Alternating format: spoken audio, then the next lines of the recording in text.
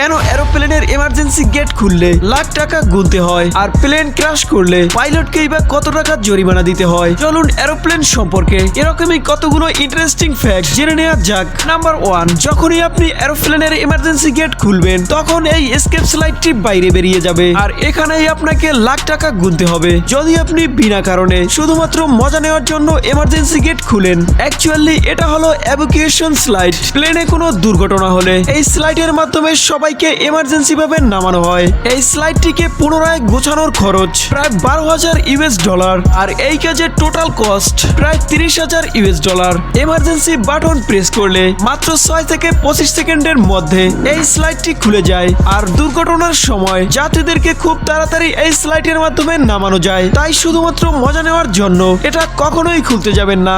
Number 2, আপনি কি জানেন প্লেনে বসে কেউ পাগলামি করে এক্সিট গেট খুলে দিলে আপনার সাথে কি হতে পারে? আর 26 মে 2023 সালে এমনটাই হয়েছিল।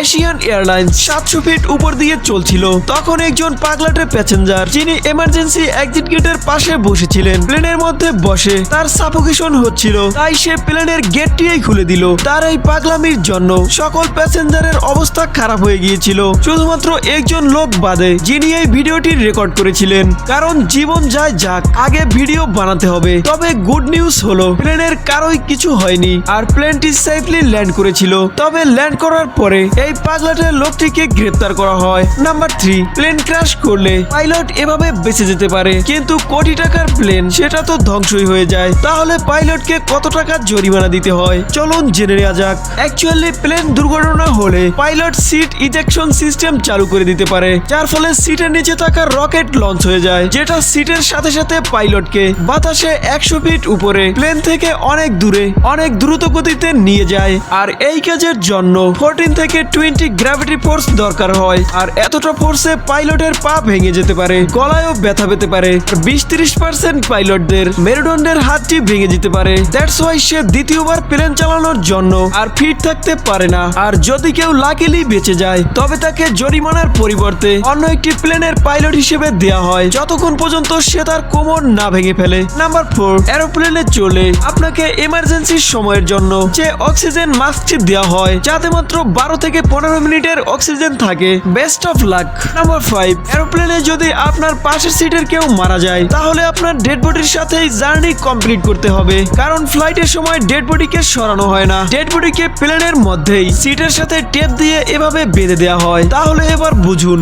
নাম্বার 6, যারা চা কফি খেতে পছন্দ করেন এই ফ্যাক্টরি তাদের জন্য, কারণ এরোপ্লেনে কফি এবং টি ওই পানি দিয়েই বানানো হয় যে পানি টয়লেটে ইউজ করা হয়, আর পানি ওই ট্যাঙ্ক থেকে আসে, যেটা কখনোই হয়তো পরিষ্কার করা হয় না।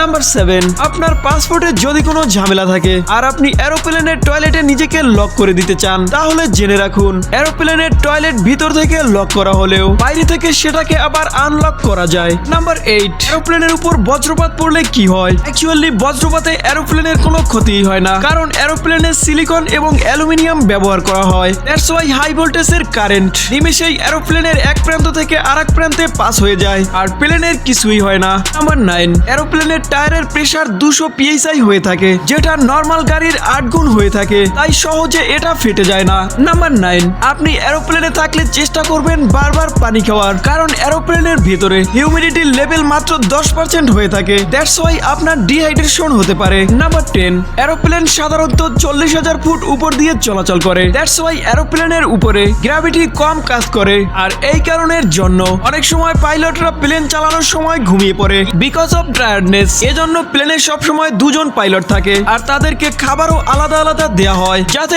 একজনের ফুড পয়জনিং হলেও অন্যজন সুস্থ থেকে প্লেন চালাতে পারে। Anyway, thanks for watching. এরকমই ইন্টারেস্টিং ভিডিও পেতে চ্যানেলটি এখনই সাবস্ক্রাইব করুন, আর নোটিফিকেশন পাওয়ার জন্য বেল আইকনটি প্রেস করুন।